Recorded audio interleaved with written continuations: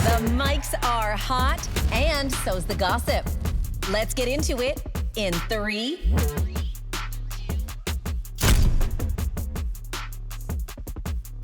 Welcome to In 3. I'm Danielle Graham. And I'm Callie. And to you I say, Viva la vida. Oh my God. I love when the world unites over an internet scandal. Honestly, it feels like we all went on a field trip together. Yeah. I feel connected. I do too. And we really needed this. I feel like the world, and like in advance, apologies, because obviously we don't condone cheating. We don't. And our hearts go out to the families, like for real. But if we're just taking it on the level of like, this really unified the world. It really did. For 48 hours. No, I think it's been longer. You're because right. It just more keeps coming out.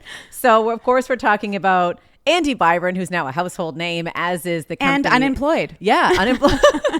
Looking for work, open to work. Yes. I mean, the internet did some real good work on those memes. Truly. He was the CEO of Astronomer, got caught in an embrace here around the world. Like a Titanic style embrace. Oh, big time. Yeah. And then, because people just can't let it go, TMZ got a reverse angle of that. Did you see it? No. So we all Of saw him the hug ducking. and the hug, the embrace, and the duck and run. Yeah. There was another angle of an actual kiss. So it did confirm more Well, than, who's embracing their friends don't, coworkers? yeah. Exactly. So yes, there was an investigation and then he resigned. Kristen Cabot, the woman in the embrace, still has her job. Right. She's still employed. And as she should. Yes. Yeah. You think so? We're for the women. We're for the women? Yeah. Okay. We're for the women. I mean, do you know she comes from a very moneyed family? She married into one of the wealthiest and most well-known families in Boston. Very influential family who are apparently impeccable with their kind of persona. So this is... Well, hopefully she doesn't have an wrinkle. ironclad prenup then. Because I don't foresee a long-lasting marriage there. No. But no, I'm just kidding. I mean, all we know for sure is that these two could have avoided this scandal by just not reacting the way they did. Just be cool. Just be cool. Just be cool. That was insane. It was insane. Like their fight or flight was like through the roof. Did you see somebody did the lip reading of Andy Byron as well? What did he say? Fuck, it's me. Apparently. This is what I mean. The internet just went and just ran with it. To be honest, I think this reminds me. Do you remember Ray Gunn, the Australian breakdancer? 1,000%. This is the last time we were unified. Yeah. In a way like this. And I am not trying to make light of someone's Again, yes, of course. Being exposed to this degree. Yeah. But man, oh man. Yeah, a couple lives were blown up that night. They were, but also it goes back to, and I think this is, I don't think anyone's going to disagree with this statement. Don't cheat on Cheating is a dirtbag move. Yeah. You're a dirtbag if you cheat. Don't be a dirtbag. Yeah.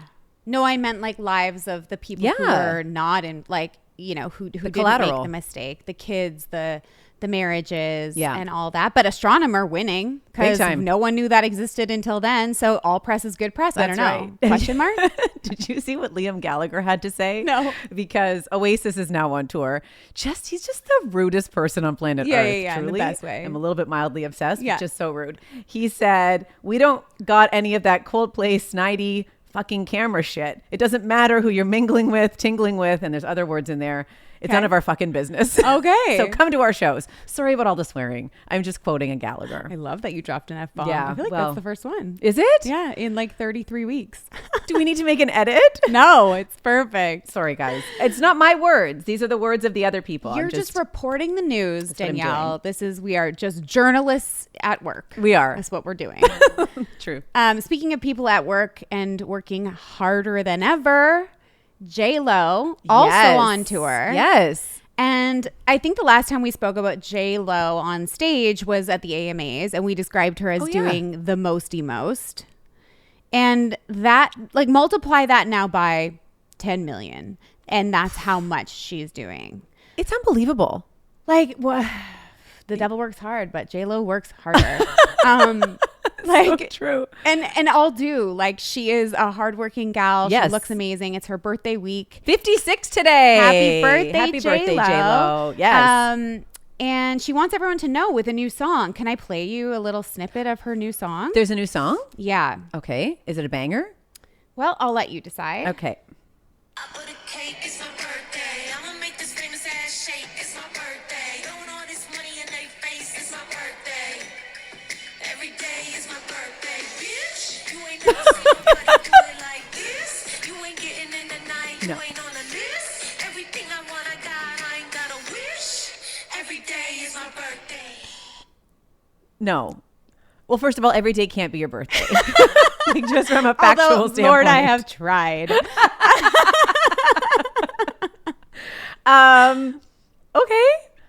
Okay. Yeah, I mean, so last week we talked about JB and wanting more bangers. Right. Nobody asked for this one from J-Lo. I think she thinks it's a banger, and I think she's really trying to nail that like TikTok sound moment, right? And I think that like it's just in the process, it's just like it's so cringe. It's super cringe. Oof. Well, it's cringe for a lot of reasons. It's not cool at all. Right. I can't imagine imagine an application where I'd want to hear this song, or where this song would be played, and I'd be like, yes. Even at like a cottage dance party, I can't imagine turning this on and being like, yeah, what a jam, what a bop. No. Ooh. No, this one's not going down. But like, I think she thinks it's so cool. It's not cool. And that's what makes it more cringe. Yes. And then on the same topic of cringe, she's also, you know, at the AMAs when she was like making out with her dancers, she's doing more of that. Way more. Hyper sexualizing her stuff on stage. It's wild. So she actually has an entire dance number where she's just going through different sex positions and like spends most of the time in doggy style. Yep. Which again, like I think she's doing the big one, and then people are gonna be like, oh, J-Lo's just so sexy at 56. And instead we're like, hey girl, no, like stop. Do less, please. Do honestly, less. because her dance choreo is so great. That's all I need. Right. I don't need to see you simulating every possible move. I just want to see you hit some marks. Yeah. I want to see you flip your hair. Totally. That's all I need to see. I want from a you. little salsa interlude. Yeah. Like I want. Yeah, I like, agree. We don't need this from J-Lo. I think she's so sexy. She's so gorgeous. She's so amazing. She's a beautiful person and a great performer.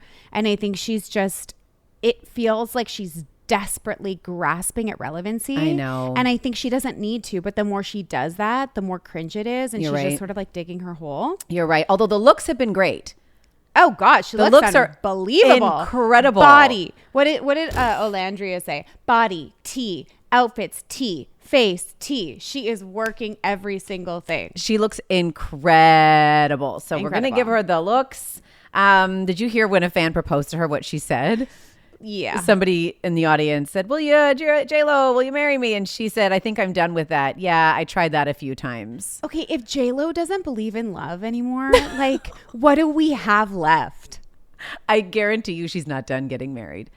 You can mark today's date. Okay. That J-Lo is going to get She's married going again. to get remarried. There will be a fifth time. I really hope so. Yes. Because she loves J-Lo love. is nothing if not a hopeless romantic. Yes. And that would be so sad.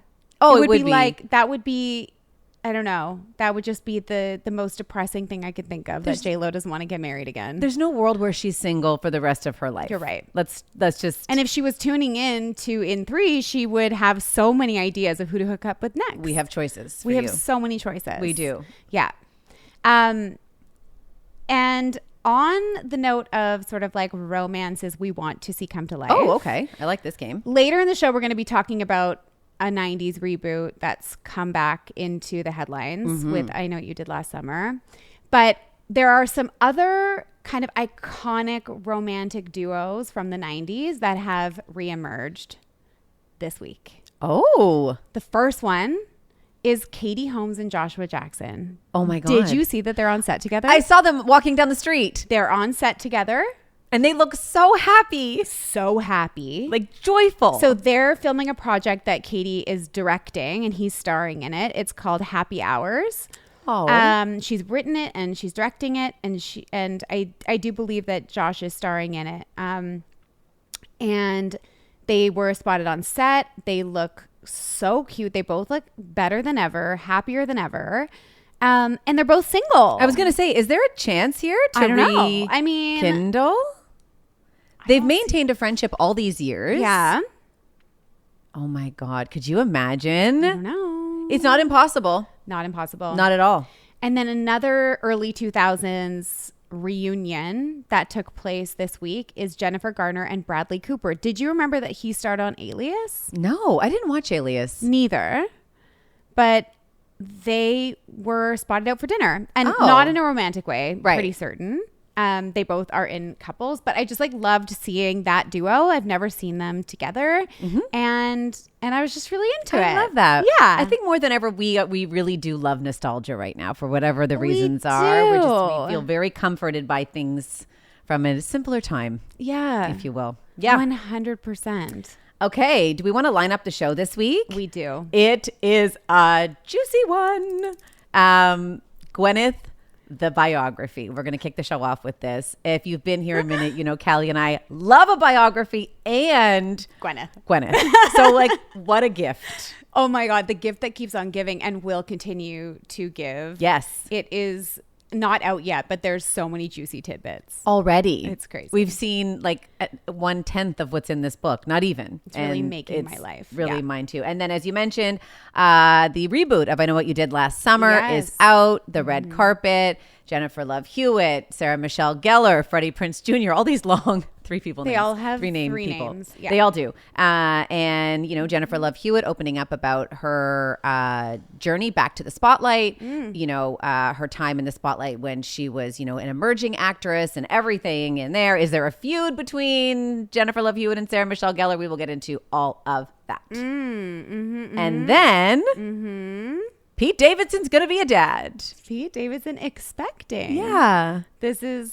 It's very heartwarming and also still just juicy because it's Pete. That's right. And then the internet is interneting and everybody is obsessed with this story. How could you not be? And then finally, Love Island UK, our predictions for who's going to make it to the finale. Yes. Can't wait for that. Me either. Love Island UK is available exclusively on Hayu. This season is spicy. Yeah. Yeah, I can't wait to hear what you have to say on giving. that. Okay.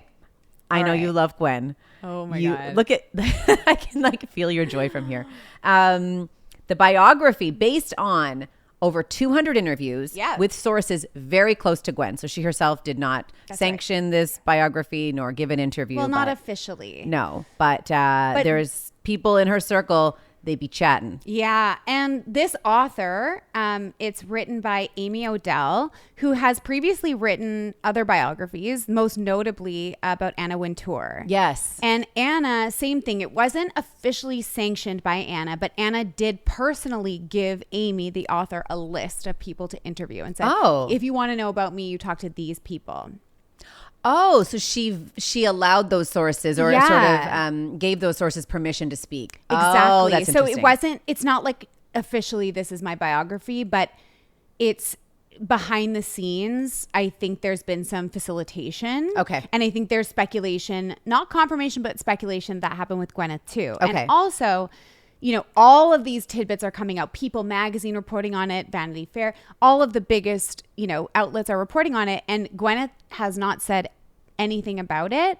So I would assume that if she felt like this did not represent her properly, she would come out and say, hey, this is not, like, I'm not behind this. Right. Like, let it be known that this is not coming from me. Yeah. But she has not shot it down. She has not made any statements one way or the other. So I feel like, you know, she's kind of condoning it all. The breadcrumbs that have been dropped so far are wowza. Like, you know, when we start to get a tidbit of a biography, you're like, whoa, that's juicy. This is like, wild claims from Gwyneth's past, mostly surrounding the men she dated. Yeah. Right? Yes. So we know she was engaged to Brad Pitt I forgot that she went from dating Brad Pitt to Ben Affleck. Yeah. Wild. So she's dating Brad Pitt. The movie Emma comes out. She is like catapulted into super stardom. Yeah. You know, so much critical acclaim. And apparently she said that Brad was really threatened by her success. And she began to question that relationship. at the time, then she starts developing a crush on Hugh Grant of all people. Well, I think an important distinguishing thing here is that one of the things that's come out of this book is that Gwyneth, or sources admit that Gwyneth felt that there was a massive discrepancy in the classes between her and Brad. Yes. So they said, you know, he's from a religious family in Missouri, and their worlds were so different. She thought she was smarter, better, more educated, more sophisticated. There are quotes from the past where she talks about going to restaurants with Brad and having to explain the types of caviar that were out there. You know, this one's beluga and this one's Ostera. And that basically she was just like almost ashamed of the fact that he was not as sophisticated as she was. Yeah. Hugh at the time, I think maybe assuming this was maybe before the cheating scandal of him. It's after. No. I ran the numbers. I looked at the data. You did God's work. I did God's work. No, her crush on Hugh Grant Was after he was after caught in a car with he solicited a prostitute. Correct. So it was like, I know this man. This is the road he went down a year ago. So it was 95, I think, that he was caught with the prostitute. It was 96 where Gwyneth caught those feelings. Okay. Yeah. Well, Gwyneth has a penchant for liking a bad boy, it would seem.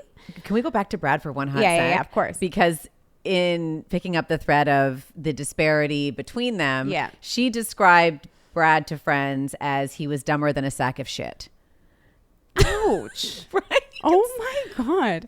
But at the same time, like I can see Gwyneth saying these things. Like what we know of Gwyneth is she is a bit of a judgy, prudish snob. 100%. Yeah. And so this tracks. Then we get into Ben Affleck. Yeah, because she ran right into the arms of a whole addict. Right. Yeah. Who was pretty heavy into his addiction at the time. Like he was not doing well at all. And in the Ben and Gwen kind of relationship, we learn a lot about their sex life. Yeah. And that this was like a very hot and heavy, very sexually charged relationship. And, and there were certain things she really enjoyed. Yes. In their bedroom antics. I can't even say it. Do I have to say it? Do you want me to do it? Yeah, you say it. Okay. Well, this is not a huge surprise because when she was on Call Her Daddy a couple years ago, she did allude to this as well. To this specific thing? Yeah, kind of. Okay. Well, so basically, well, they don't actually say it, but they say that she told her friend Kevin Aucoin, who is a makeup artist, that she loved when Ben Affleck engaged in a certain sexual act, which we assume to be going downtown. No, it's named. Where? I can't. Where are you finding your research? Oh, I was in the Show me the word of the internet. They named. Where are you finding your research that there's a word for this? Because in all of mine, it was in brackets, engaged in a certain sex act. Right. Yeah. No. Where did you find this? Tell me right now. I went into Show all me the corners word of the internet. I'm gonna cover my face and say it. Okay. I've already sworn on today's show. Well, today's the day. Out with it. Teabagging. What? Apparently, she loved when Ben Affleck did that to her. Okay, for those who can't see me, my jaw is on the couch. It's out there. Ew, who likes that? How is that even pleasurable for the... I don't understand. Ew. Ew. Wait. Oh, God. That is... That's awful. I'm literally speechless. That's not what wow. I know. You had the fill in the blank version. I got the blanks. Oh my in God. my research. That's not teabagging. Callie, stop. Oh my God. Yes. Well, okay. When she was interviewed on Call Her Daddy, which I referenced a minute ago, Alex Cooper asked her who was better in bed, Brad or Ben, and she actually did answer it. And probably Alex Cooper's finest journalistic moment was asking this question. That is a good question. And also, this is proof, Charlize, that you can answer a question like this and still maintain your class. Okay. Gwyneth said Brad was we had sort of major chemistry. It's like the love of your life kind of thing. Mm-hmm. And then Ben, she described as being technically excellent. Okay. In bed. So we knew that Gwyneth was a kind of like, I don't know, like, you know, mesmerized by Ben. their Yes. sex life. And that was probably some of the glue that held their relationship together. Right. What I didn't assume was that there would be a tea in a bag involved. I'm so sorry. There's no other way to say that. No, there isn't. I thought about it because I was like, someone's going to have to say it on the show. Is this from a reputable source that you saw this? Do you want to search it right now? Gwyneth Paltrow teabagging? Kind of. Oh my This- God. I'm I can't believe we're doing I'm this. just shocked. My parents listen to this show. Mine too. Sorry, guys. We're just reporting. You're right. Oh, yeah. And Nope. There it is. there it is. Wow. I love that I got to bring that to you today. Your face was That priceless. is I can't actually wait to see the video of that moment where I say that to you and we get to zoom in on your face. That's going to be really fun. Oh Yeah. my God. So it's Okay, there. Wow. Okay, Gwyneth. I could not have made that up. down. No, I didn't think you made it up. I'm just like, who made it up? Somebody. It's out there. Somebody with a great imagination. The book is out next week and all those details shall be in it, including Yes. the dissolution of her friendship with Madonna. So Yeah. they were tight. Very. And then the book shares that there was a time when Gwyneth was on vacation with Chris Martin on an island. Madonna showed up to this vacation location, which is weird. Yeah. And Like uninvited. uninvited, but knew she was there. So kind of not an ambush, but a drop in on holiday is a bit strange. Yeah. And then proceeded at some point over that time to berate her daughter Lourdes in front of Gwyneth Right. and other people. And Gwyneth said that was it. That was the final straw. She said to Chris Martin, this person is toxic. I don't want to be around her anymore. And that was the end of the friendship. Yes. Bye. Yeah. They Yeah. were basically like repulsed by how she treated her daughter. Yeah. And that was that. Mm-hmm. And sometimes you got to draw a big boundary. Sometimes you do. Yeah. There was also, going really back far into the archives, Gwyneth in high school. Okay. And there was a list in the high school yearbook of nightmares Yes. that everybody had to contribute or that students contributed to the yearbook that Right. year. Like, what's your worst nightmare come What's your to worst life? nightmare? Yeah. And people had different stories or different nightmares. Yeah. Gwyneth's was obesity, which really does Track. It does track. Yeah. Yeah. And is quite insightful into the person that we've seen over the years. I think in a lot of ways, Gwyneth's claims of health were really just disordered eating, rebranded and repackaged. I would 100% agree with that. Yeah. Yeah. She is not a pinnacle of health. She's a person whose idea She's of a nightmare restrictive, period. which is disordered eating. Yeah. And apologies if that's triggering for anybody. Yeah. But that's very Gwyneth. That felt very Gwyneth. Very Gwyneth. You're right. That was a little juicy little tidbit that Yep. was thrown in there. And so much more to be revealed. And I can't wait. But, whew, I know. girl. Cannot wait to tuck into that one. All right. Do you want to move on? Yeah. Let's do it. I know what you did last summer. Yes. 30 years almost later, which is crazy. Like, we terrifying. didn't need that statistic, to make us No. just feel super old. No, we because I didn't. do remember when that movie came out. So do I.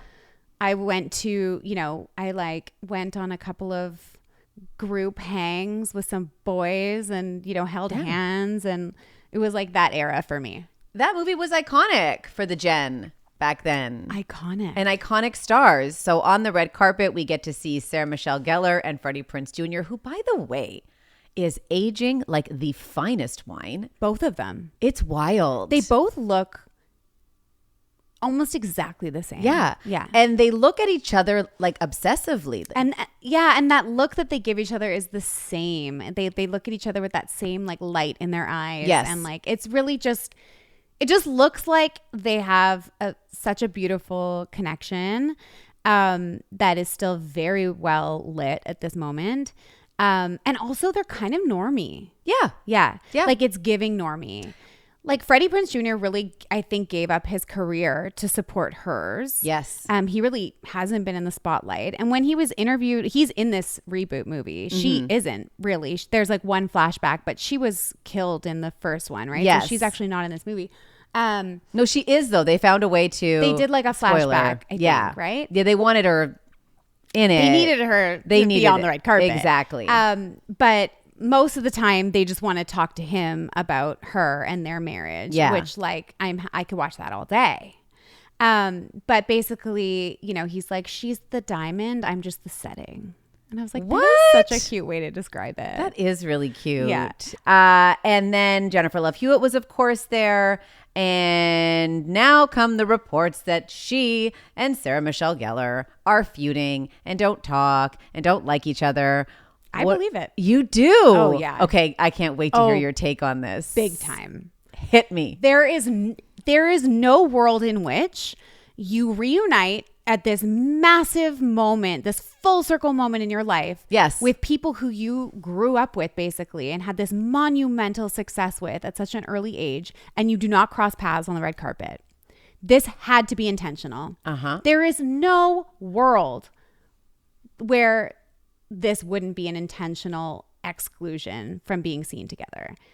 And their answers as to why didn't help. No, it wasn't great. It didn't help at all. No, it wasn't great. So what do you think? Well, I don't know. So Sarah Michelle Gellar addressed the rumors and said, for everyone asking, I didn't get to see Jennifer Love Hewitt, who is fantastic in the movie. I was inside with my kids when the big carpet happened, and unfortunately, she didn't come to the after party. And then Jennifer Love Hewitt, for her part, when she was interviewed, she did a huge interview, a big kind of like revealing interview about her career and this project, said, no, we haven't talked in 18 years. Like, we haven't talked since the last one. That's a long time. There's no beef, but we haven't talked. There's no beef, but we've been in the same industry and we're part of this massive hit together, but we haven't spoken in 30 years.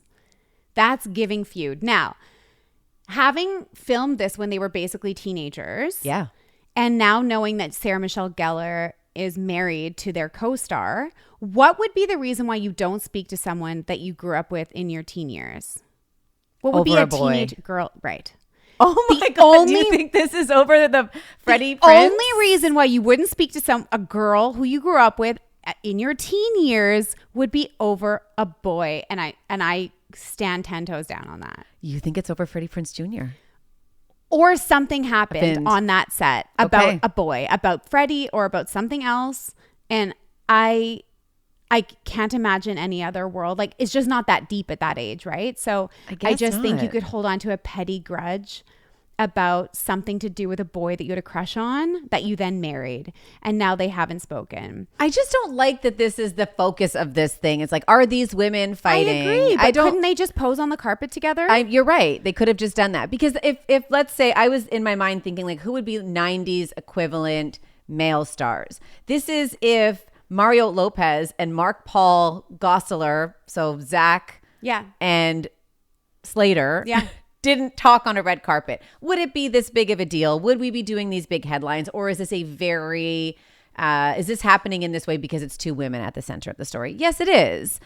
If it was men, it would be just like, oh, moving on, whatever, life got busy. Their focus wouldn't be on it as much. And I don't love that part. But I mean, I think it's similar to, you know, the Blake Lively and Anna Kendrick speculation. Like, they could have squashed that by initially just being like posing together. But by not posing together, I do think that it's very customary for people to pose together when they're co-stars or in this type of super hyped reunion. Right. Like, this is your job, guys. Just pose in a photo together. That's what everybody wanted. You didn't give it to them. I feel like they're feeding the fire of speculation. And then to be like, I don't know what everyone's obsessed about. It's like, dude, you could have just done this. It's like the Coldplay people. They could have just not reacted that way, and then the world wouldn't have like freaked out. Same thing. Just pose together then if it's not that deep. You're right. And then that's a great Love Island callback. It's not that deep. It's just not that deep.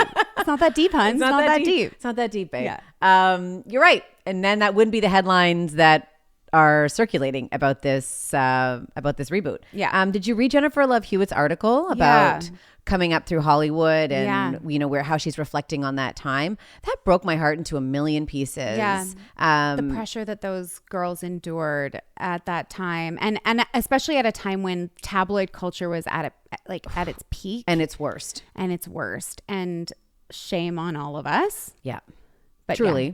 Mm-hmm. No, we were there in those times. But she spoke about, you know, being hypersexualized as a young person and not even really knowing it was happening, and then recounting some of the questions that were being asked of her in interviews about her body, about her boobs, about being in bikinis, and she's not even realizing that it's highly inappropriate and it's disgusting and it's so gross and greasy and dirty until much later on. So she's looking at it now as a woman in her 40s with this lens of like, of course, I was a young woman. Right. What were you people doing? Yeah. Why? Yeah. How did this happen? She said she was trying to almost overact and outact this narrative about her boobs all the time and about her body all the time. She was just trying so hard to move away from just being this like girl with a great body and really, lean into being a great actress. Or she said there was an interview she did, I think it was on Jay Leno or one of the late night shows, where she giggled through the whole thing.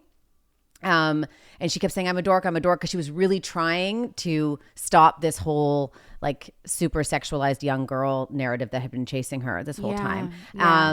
And then, some really terrible tabloid coverage of her. And that's where so many of her insecurities began. And she says she hasn't been able to shake them. And it was one of the reasons she was really reluctant to go and do this project. Yeah. She was really worried about the speculation and the attention that it would bring to her matured body. Yeah.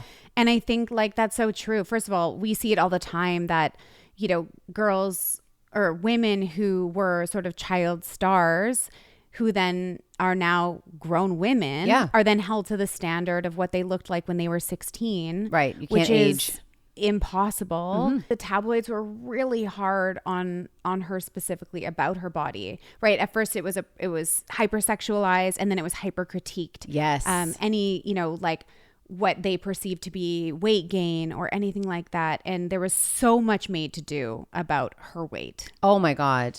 Yeah. There was the People magazine cover that she said kind of was the turning point for her, where her insecurities really began and have stayed. Yeah. It was a photo of her in a bikini on the cover of the magazine. She's on vacation having a great time. She said, I was having the best time on this vacation, and this cover comes out that the headline, Stop Calling Me Fat. And it was just, from then on, it was just very deep rooted and deep seated insecurity that almost stopped her from doing this project. She said the night before this started, she was just full of anxiety, just riddled with anxiety, because she was the literal only thing she said, the thing I was anxious about was what people were going to say about how much older I would seem than when I was 18. Yeah, well, 30 years, because that's literally how much time has passed. Because time goes by. And, society really doesn't want us to age, but we're all aging at the same pace. That's right. But she's just not given that sort of permission. I know. And that's, it's impossible. I really felt for her. I feel for her. Yeah. And I hope that I haven't seen any negative headlines about her appearance on the carpet other than just this feud. So I feel like it's a great testament to how far we've come as a society. Good point. And sort of the wrongs that we're righting now as journalists. And I do think that we are so much more aware. And I think that this is a great case study of how far we've come. Yep. So like, that's good. I agree. Yeah. And I mean, maybe there is in the underbelly of the internet some shitty person saying shitty things, but I only saw positive. So did I. And even I did look in some of the comment sections, and there were people being unkind, as the people do. But then the gang up on those people good. For the good side. Get the trolls out of here. Was really overwhelming. Good. So I was really happy to see that. Yeah. All right. Pete Davidson's having a baby. Oh my God. Do you love this story? I do. I really do. I mean, I think it's juicy. Like if we're going to just try to figure out how long these two have actually been together and at what point did they actually get pregnant. And, it's very early in a relationship to be having a baby. Sure so is. It's a choice. But it does seem like he's really been waiting his whole life to be a dad. Yeah. And I think that this is sort of a coming of age for him. Like a couple years ago, I saw this quote from a podcast he did with Kevin Hart, where he basically said, my favorite thing ever, which I'm yet to achieve, is I want to have a kid. It's super corny, but it would be so fun to dress up a little dude. Okay, Pete, it's a little more complicated than that, but okay. Just a smidge. And he says, I'm so excited for that chapter. So that's kind of what I'm preparing for now, is trying to be as good of a dude as I can and develop and get better. So when it happens, it's just easier. Oh. So I do feel like excited for him, because it feels like he's he's really been getting his act together over the last few years. We've seen it. You know, he's checked into rehab and he's really, I feel like he's on the straight and narrow and trying to be a good guy. Yeah. And so I'm happy for him. Me too. And exactly as you said, it's like the timing of your life. It's another example of trusting the timing of your life because he wasn't ready in previous relationships and his state of his emotional wellness and his mental health. When he was with Kim, when he was with Ari, he wasn't ready to be the dad. And now he seems to be in an albeit very new relationship, but in a good place with himself, doing that work and that growth and that development. Yeah. And is really excited. Yeah. So his partner is Elsie Hewitt. They've been together since March. So you're right. Since March. And so, okay, you tell me, because I'm not a mom. I haven't done this process. And I'm not great with the weeks and things, you know, counting weeks. But just for fun. Right. If she were to be announcing it now, she's probably how far along? 12 at minimum. Okay. I would say. So that's 3 months. That's 3 months. So that takes us back to... you want to go backwards. I see what you're doing. So if we go June, May, April. Oh, wow. So they were together maybe a month. Right.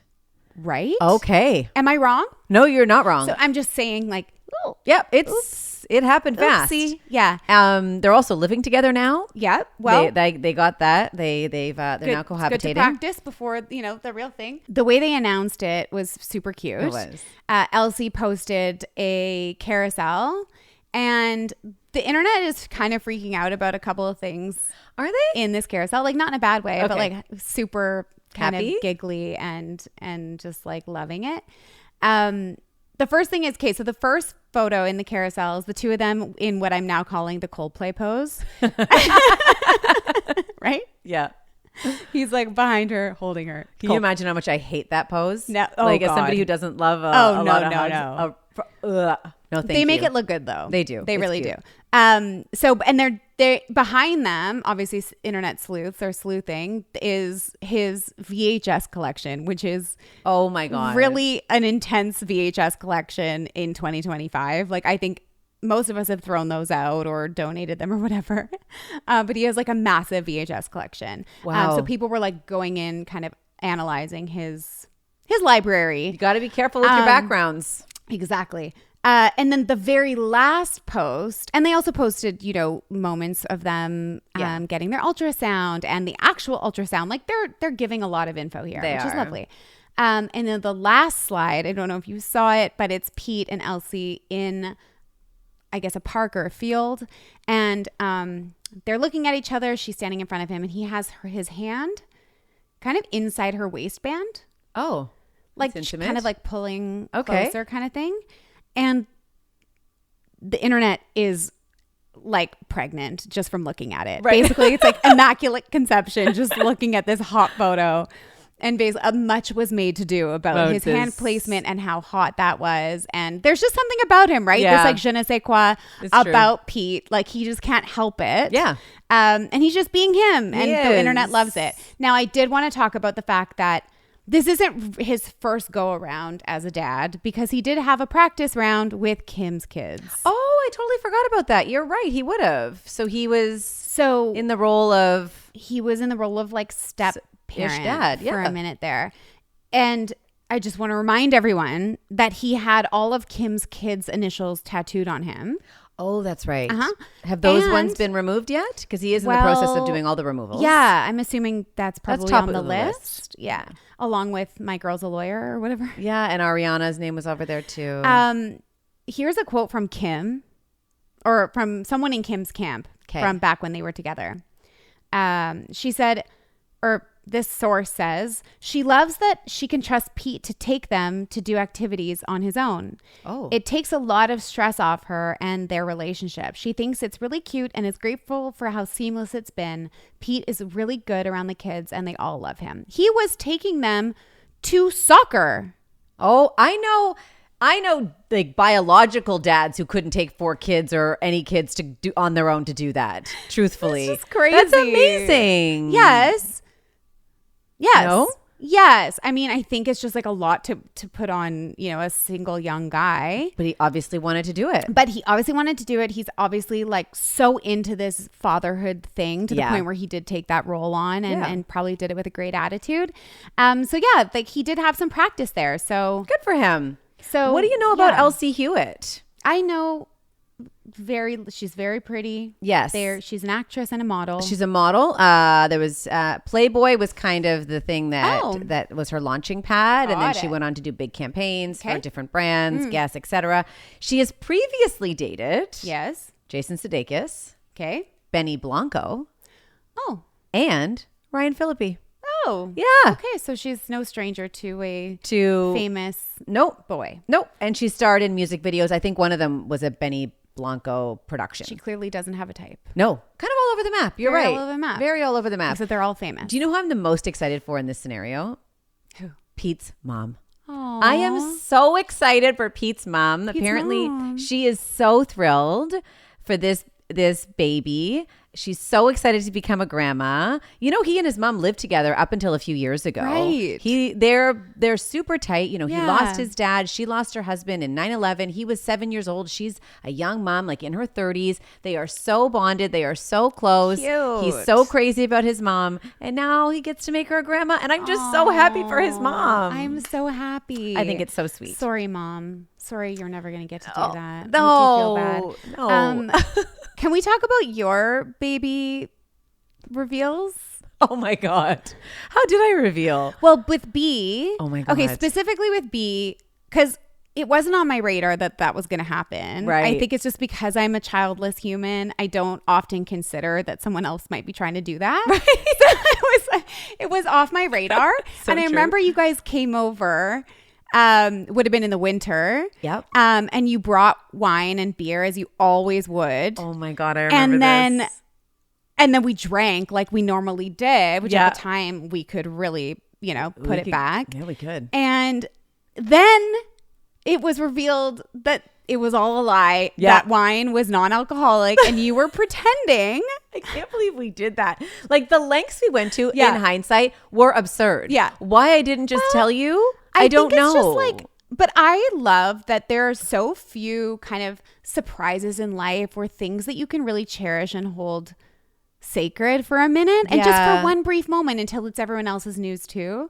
So I don't know. I kind of loved it. It didn't feel like something we were holding sacred. I think I was just so scared. Well, I was just so scared. I'm sure that's a real thing. But now that you've brought this story up, I remember taking my non-alcoholic wine and pouring it into like the real bottle and bringing it you to your did that house. What an idiot. And then I remember it must have been Christmas that you announced it. It was with a picture from the cottage. Yep.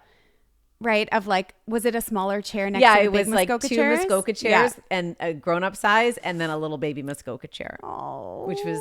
And now I can't remember how you announced Marigold. That happens with second kids. How did I announce Marigold? Probably just an Instagram post. Yeah. Yeah. But I can't remember if we had a convo beforehand. I might have come out with that one a heads little up. bit sooner because I looked pregnant sooner as well with the second one. Oh my God, that's a walk down memory lane. That's a long time ago. Really long. That's a really long time ago. But I remember we were just so, like, me and James were just so excited. And you've been Annie Callie ever since. Yeah. To my girls. Yeah. Yeah. Cute. Thanks for that little mem. Yeah. That was fun. That was fun. Wow. That was also wild that we did that. Like, why? Well, I thought we were all drunk, but apparently I was wrong. Only I was drunk. Oh, and Randall. 100%. Or was I? Or was I drinking your non-alcoholic wine? It's possible. Okay. Love Island UK. Yeah. Casa Amor is over. Yes. Everyone has sort of survived. Well, whoever survived has survived. Yes. Casa Amor.